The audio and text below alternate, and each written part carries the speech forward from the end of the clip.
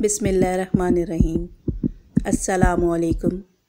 तमाम सुनने वालों को खुशामदीद मेरे चैनल सच्ची आप बीती पर।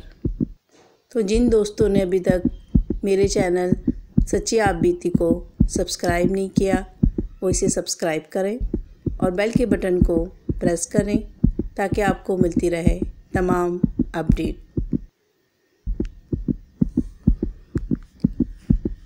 ये सच्ची आप बीती आज की उमर ने हमारे साथ शेयर की है। तो चलिए सुनते हैं उमर की सच्ची आप बीती मेरी ज़ुबानी।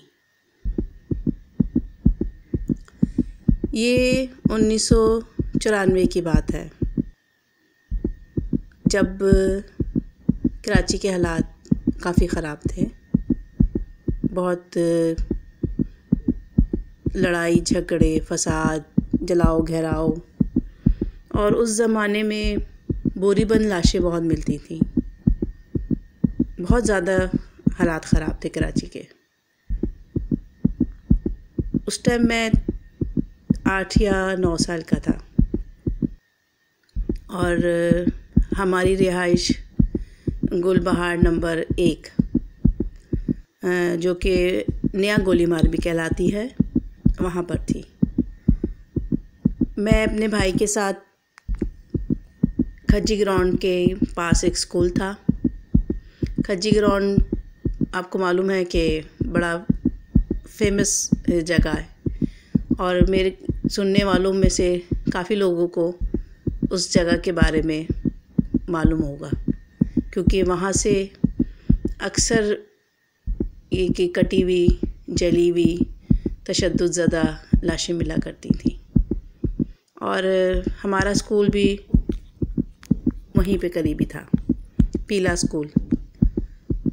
अच्छा, खज्जी ग्राउंड काफ़ी बड़ा है और उसके साथ ही कब्रिस्तान है। खज्जी ग्राउंड का कब्रिस्तान है और हमारा स्कूल भी वहीं था। और हम लोग अपने दोस्तों के साथ अक्सर वहाँ शाम में खज्जी ग्राउंड में खेलने जाते थे।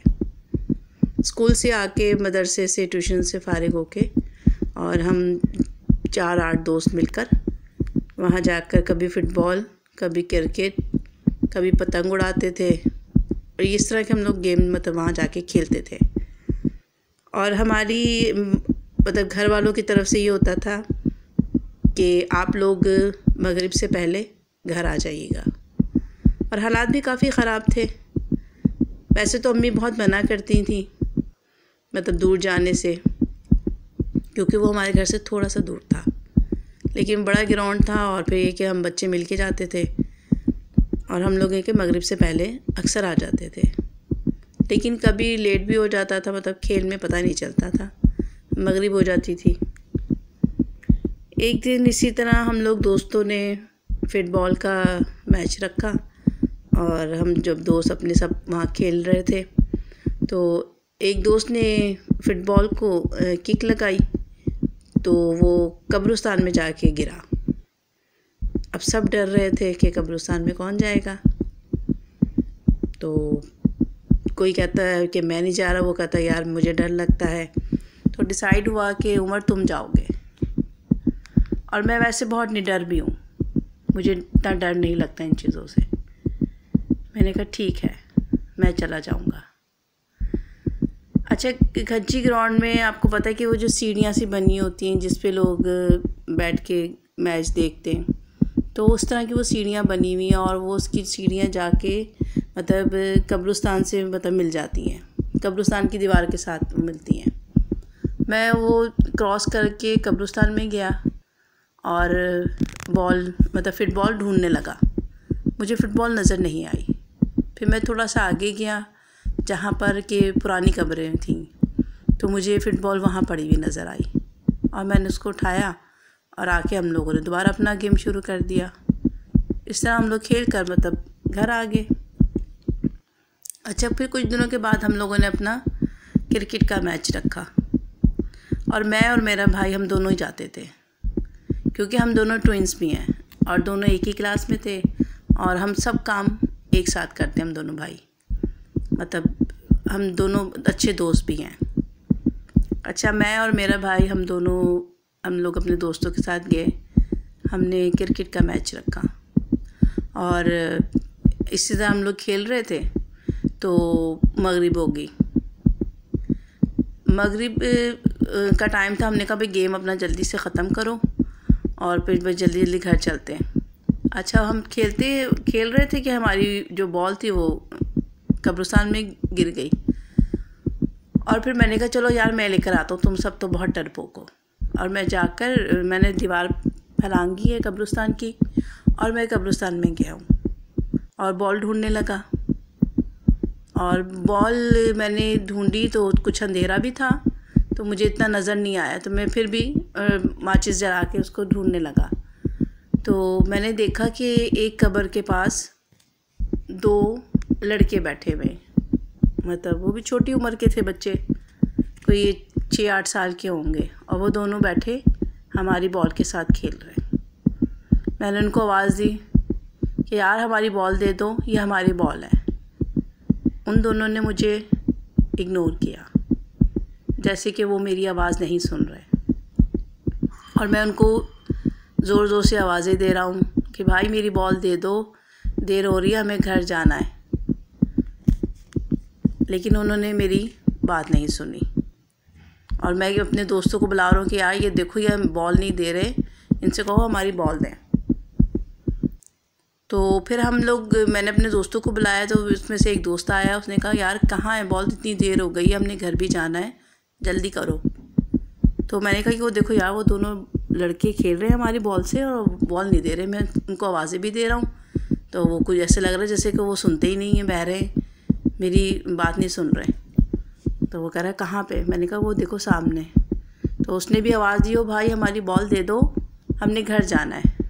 तो उसमें से एक बच्चा हमारी तरफ पलटा है और मुस्कुरा के उसने हमारी तरफ बॉल फेंक दी। तो हम बॉल लेकर अपने घर आ गए। अच्छा, फिर कुछ दिनों के बाद ऐसा था कि हम लोग ऐसे ही अपना वहीं खेलने गए हैं और मगरिब हो गई है, तो सारे दोस्त चले गए आस्ते आस्ते करके, मैं और मेरा भाई रह गया।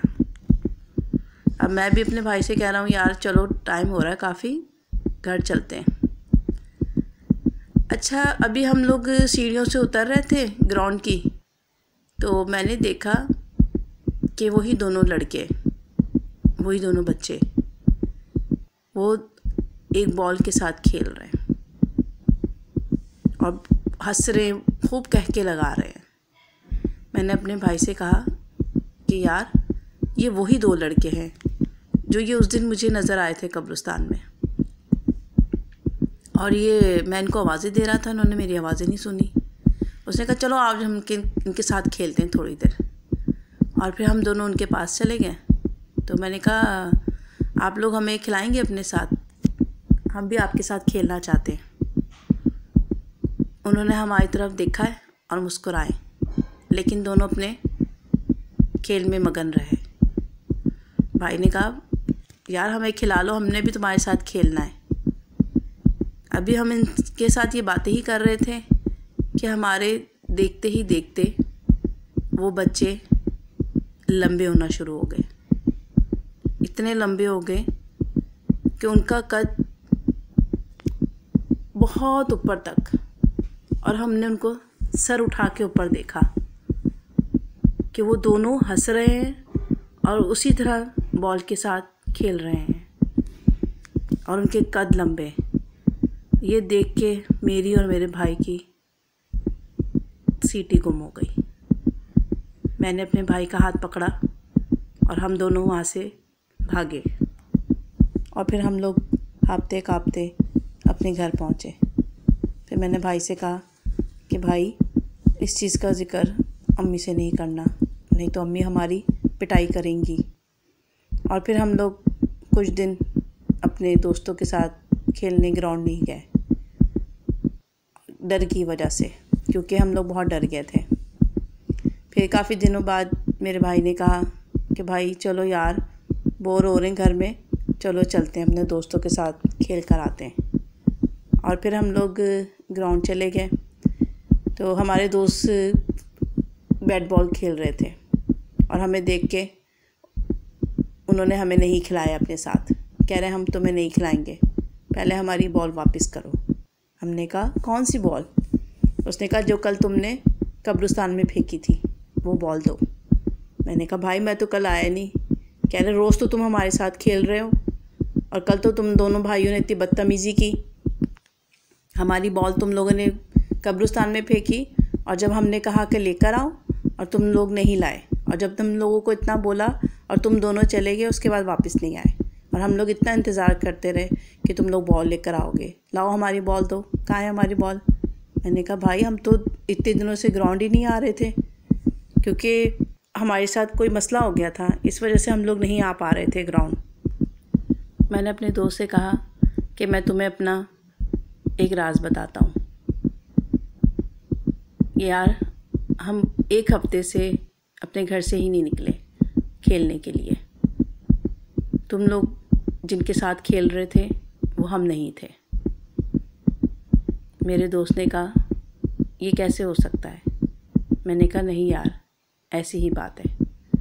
फिर मैंने उसको उस दिन का किस्सा सुनाया, जिसे सुन के वो भी थोड़ा सा खौफ में आया।